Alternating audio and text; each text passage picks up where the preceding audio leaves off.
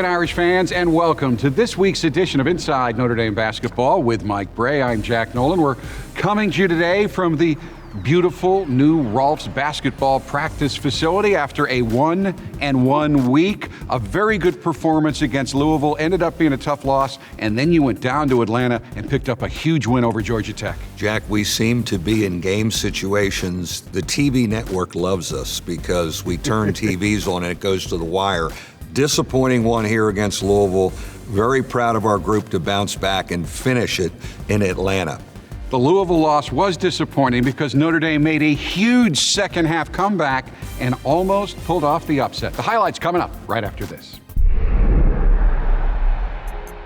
You got off to a really good start against Louisville. Rex Pfluger sandwiched a three around buckets between Mooney and Durham, and you led 7-2. Yeah, I think anytime you can get off to a good start in league play, especially against a really good team like Louisville, so you felt pretty good about it. We just eventually, in that first half, had a very hard time guarding their speed and athletic ability and some of their transition stuff. Well, you knew Jordan Worrell was going to get his points. You actually held him about a point below his average, but the guy that hurt you in the first half was Ryan McMahon, a three-point shooting specialist, but he drove to the hoop for 3 baskets. He had 12 in the first half. He has made himself a heck of a college basketball player. We probably should have recruited him a little bit harder. Dick Vitale was selling him hard.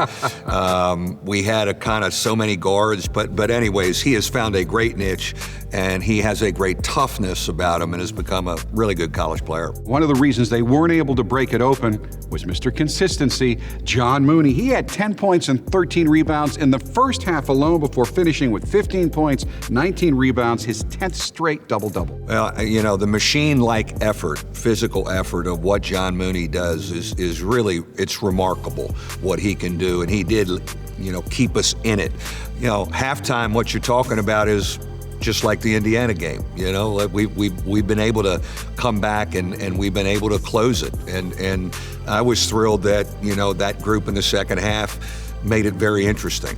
And oftentimes it's the little things that keep you in a game. And I thought in the first half, you did an outstanding job in out of bounds under situations that led to a couple of easy baskets when you were having trouble scoring. Yeah, anytime you can get a bucket against a Louisville team that's a really good defensive group, in transition, where they're set up differently out of bounds under. Rex Pfluger and Prentice Hub are great passers from the out of bounds situations and found some of our guys. You're down 12 to start the second half, and you go on an 11-1 run to start the half, including 2 threes from Dane Goodwin, and you cut the Louisville lead to just 2 in just 3.5 minutes. What changed? Well, we made a quick substitution, not that Jawan Durham was playing poorly. My feeling was if we were going to score and spread them out, because they're so good defensively, we had to downshift and play smaller. We got Dane in there, we played smaller, and we got into our offensive rhythm. And T.J. Gibbs stepped up his game. He got 13 of his 15 points in the second half. He only hit 1 3 in the game. I thought it was his best game ever attacking the basket. Yeah, I agree with you. He's kind of adding that to his repertoire now, not just a standstill shooter. He's always been a great passer. He's always been a disciplined, tough defender, but now he's getting to the basket and making some plays in the lane to add to his game. So at this point, it becomes a typical Notre Dame-Louisville game, back and forth until you went on a 9-2 run, including 5 points from Dane Goodwin. You go up 4 with 5 minutes left. You seem to be in control. Yeah, you're feeling with that run right there. Our crowd was fabulous. Man, we felt it, our energy. But you're probably not going to run away from a team like Louisville. They have enough weapons, enough seniority to come back. And they made some big shots every time we thought we were going to maybe build it to a 2-possession lead. And the biggest shots, Dwayne Sutton, who's an outstanding forward, he was only 2 for 9 when he hit 2 threes late that really swung the momentum. And, I've been in this long enough, sometimes you tip your cap to the other team or a young man on the other team who made big plays.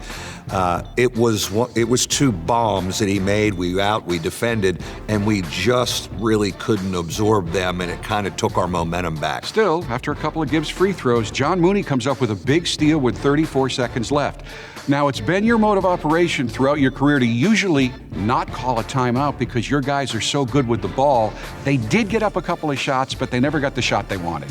Well, we didn't want to just go for a three, and Hub did get in there early in the possession. Our feeling was what we try to do when there's a lot of time like that is see if we can get a 2 and a timeout and set our defense. Hub had the layup. After that, it was kind of scramble mode. And, I kind of like our guys in scramble mode because we do pass and see it well. I just thought we were a little frazzled, a little nervous, and we really never shook off Sutton's 2 threes psychologically. So the Irish go down to another tough defeat to a ranked Louisville team, 67-64, and then have to travel down to Atlanta, where Notre Dame has only beaten Georgia Tech once all time. Could the Irish bounce back? We'll show you right after this timeout. Mike, as you well know, the 6 previous ACC conference games between Notre Dame and Georgia Tech and Atlanta were all decided by an average of 3 points. So you knew this was coming down to the wire. Well, they become a repeat opponent for us when they join the league, so we see them twice every year. Last year, 3 times. But they're in Atlanta. They're always barn burners, and their atmosphere is great. They've got a great crowd. It was a really neat atmosphere to play college basketball, and 2 teams really going for it for 40 minutes. Now, you only get to end-of-game situations if you keep it close, and you did, especially with your defense in the first half. I thought our defense was fabulous, and we really hung in there and were able to jam up the lane. They're not a great shooting team. It's a matter of dealing with their physicality in the lane, and overall, I thought we did a really good job, great job in the first half. They're big.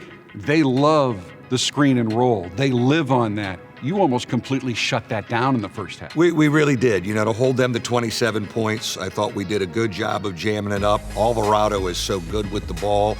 And then we did a good job keeping it to one and done for the most part. I think they only had maybe 5 offensive rebounds for the game, which against their front line is positive for us. You struggled a bit offensively in the first half with one exception.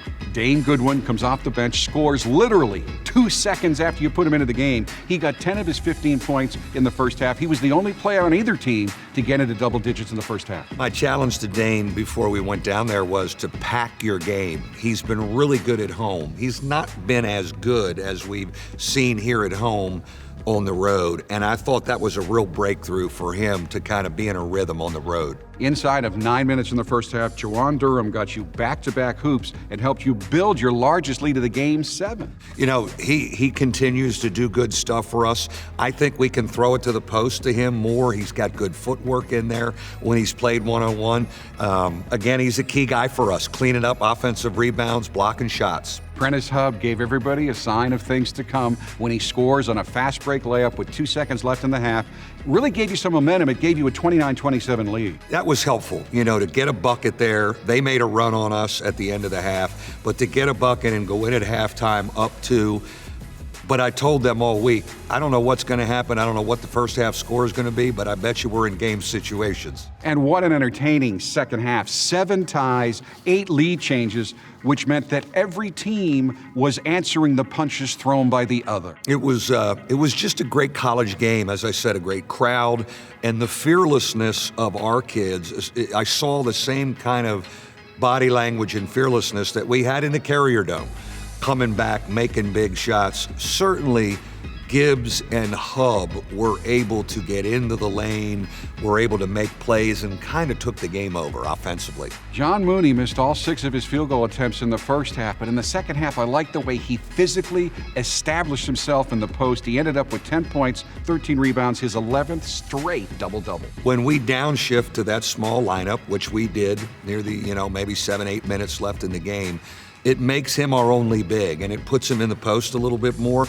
And I want him to go to work because I think he's going to get fouled, and he can't be guarded by one guy. You hate to put too much pressure on any player or pair of players, but it's pretty clear. For you to beat quality competition, TJ Gibbs and Prentice Hub have to be good, and they were. They combined for 34 second-half points. I just think the two of them now, this is their second year playing together.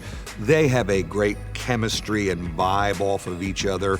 And we were ball screening and letting them play basketball and make plays, and they made great decisions. And for the second straight game, TJ Gibbs was really good at attacking the basket, to the point that even when a couple of his shots didn't go down, they set up Jawan Durham for rebound jams. Again, I think building off the Louisville game, TJ has added this penetration mid-range game and even going to the basket, and he's being more efficient finishing in there. Do we need a nickname now for Prentice Hub?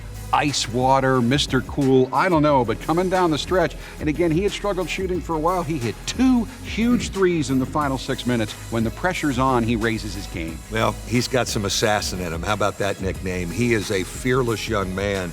And as soon as they started getting on him about an air ball, I figured he'd answer back, but he is playing really well. I just think he's one of the great young guards in college basketball, and we're watching him evolve before our very eyes. And Gibbs and Hub are responsible for the sequence that gives you control. You take the lead for good with 3:17 left and a driving bucket by TJ. And after Hub made a great play following his own miss, TJ hit a 3 with 1:04 left, and you're up 6. They go zone, one possession. We call timeout. We come out with 24 seconds on the shot clock, move it and pass it like we do well. And the senior rises up and says, I'm putting the dagger in. And, you know, I just love TJ Gibbs' fearlessness. But it's not over yet. You still have to hit your free throws, and your guys are shooting at the Georgia Tech band, surrounded by the screaming Georgia Tech students. You make 8 of 10, including 5 of 6 from Hub in the final 25 seconds. He's mediocre until the final minute. He's money in the final minute. He's amazing. He is a winner. And I thought we did a great job handling their pressure, starting with how Rex Pfluger took the ball out of bounds. He's so good with the ball, getting it to the right guys, getting fouled, getting to the line. You know, that's a weapon for us at the end of the game. And that's the first time we've been in that kind of mode, having to make free throws to end the game. So something we can build on. And when you look at this league, even though you're 1-4, you aren't out of anything going down to Atlanta, but you desperately need the win. You get it 78-74. No, we needed that. You know, you're 2-4 in this league. You're 2-2. You're right at 500 since we've come back for the new year. And we're going to have to stay in that range or get above it here down the stretch. So for the second time in the month of January, Mike Brey's squad closes a close one out on the road. Here's what Coach had to say to his team in the locker room following the game.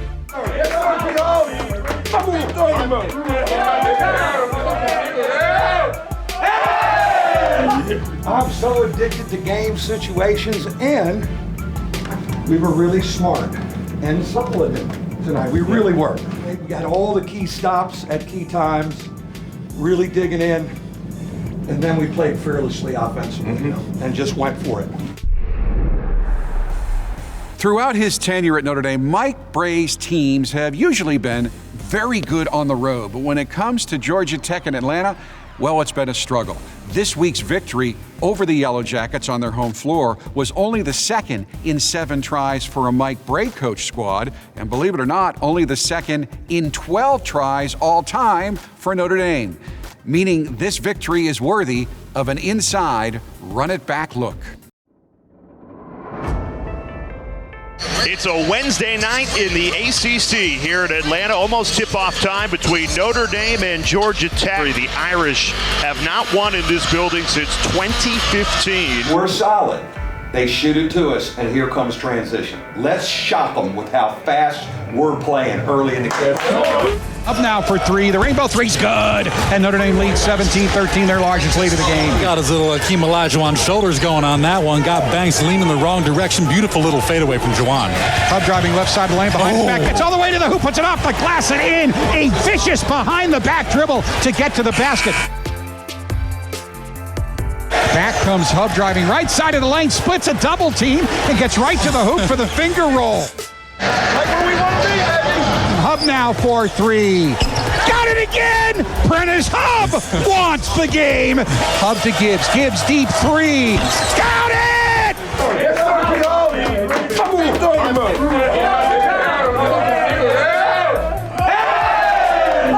I'm so addicted to game situations, and we were really smart and supplemented tonight. We really were. We got all the key stops at key times, really digging in, and then we played fearlessly offensively and just went for it. You never want your team to feel pressure going into the game. But I'm sitting at the radio table and I turn around and look at the tunnel 45 minutes before the game, and there you are. I know your stomach was churning. Jack, we needed this one. I mean, like you say, your back gets pushed up against the wall at different times in the season, and I thought we were against the wall in Louisville, but it's hard if you're going to go, 1-5. It's a hard hole to dig out of psychologically, the whole bit. So it was key for us, and I'm very, very proud of how our guys reacted and how we were smarter and stayed more solid in the last 3 minutes and didn't gamble. We stayed true to ourselves to finish the game. And your team avoided 1-5 because of some great, outstanding individual efforts as well. We will show you this week's Vivid Seats Performance of the Week right after this timeout. In ACC play this season, it seems that just about every game is coming down to which team makes the key plays in the closing moments of action. This is an area where Notre Dame has struggled, letting a number of fine performances turn out to be heartbreaking losses. Well, Prentice Hub was not about to allow that to happen again to the Fighting Irish in Atlanta against Georgia Tech. Against the Yellow Jackets, Hub delivered a career-high 25 points. He hit 2 huge three-point bombs in the final 6 minutes. He made a spectacular rebound basket off his own miss with 1:37 left. And then in the final 25 seconds, Hub made 5 of 6 free throws to seal the victory. It's a performance that earns Hub this week's Vivid Seats Performance of the Week award.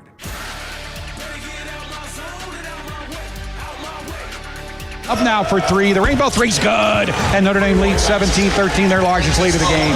Hub driving left side of the lane, behind his back, gets all the way to the hoop, puts it off the glass and in. A vicious behind-the-back dribble to get to the basket. Back comes Hub driving right side of the lane, splits a double team, and gets right to the hoop for the finger roll. Who wants the game? Hub now for 3. Got it again! Prentice Hub wants the game! Hub's Vivid Seats Performance of the Week honor is a great segue, Coach, to this week's The Experts at TireRack.com question of the week for you. This week's question comes from Brandon Liss of South Bend, huge Notre Dame fan. Coach, how have you seen Prentice Hub grow as a player this season? Well, I think his body and that knee surgery that he had his senior year, we're completely over that. He's got his strength back. He's got his confidence back. He's playing faster. He's playing downhill. And we want to play faster as a team because it helps Prentice Hub. Next up for the Irish, a rematch with Syracuse at Purcell Pavilion on Wednesday night. We'll preview that matchup coming up right after this. Mike, I have had fans, other announcers, writers tell me since your 88-87 win over Syracuse that they thought that was not only the most entertaining game this year in college basketball, it may have been the best played. I've had the same feedback. I walked out of there and just said, what a great college game. Thankfully, we came out on the winning end of it. 33s were made between the two teams. We had 26 assists. They had 20. It was basketball played the right way. And so you've got 2 explosive offensive teams rematching here very soon. And 2 teams that are playing good basketball. As we tape this, Syracuse has won 2 in a row, one on the road against a ranked Virginia team and the other against Boston College. They're on a good run right now. They're an explosive shooting team, not a Syracuse weapon that you think of where they have 3 or 4 guys that can really shoot the basketball. We attacked the zone well in the Carrier Dome. We had 26 assists. We had 17 offensive rebounds. Got to do the same. There is no sport where the home court advantage is more important than basketball. And I loved the way your crowd reacted after Louisville. I took my headset off. A lot of folks stayed. There were no hung heads among the crowd, no boos. In fact, they stood up. They gave you a standing ovation. Yeah, our crowd appreciates our group, and our crowd has been fabulous. They have been with us all the time, through my 20 years, and I think they really identify with this group, trying to find itself and fighting and digging and clawing, and man, we need them against Syracuse. It's the only game this week. You got a weekend off. What are you going to do? Recruit. I got to get on the road and do some recruiting. All right, Mike, thank you very, very much. Folks, thank you. That will do it for this week's edition of Inside Notre Dame Basketball with Mike Brey. We'll have all the highlights of the rematch on next week's show, the rematch with Syracuse. Until then, for Coach Brey, I'm Jack Nolan. Thanks so much for watching, and as always, go Irish. Inside Notre Dame Basketball is presented by TireRack.com and brought to you by Coca-Cola, Under Armour, Gatorade, Vivid Seats, Canon, and SiriusXM.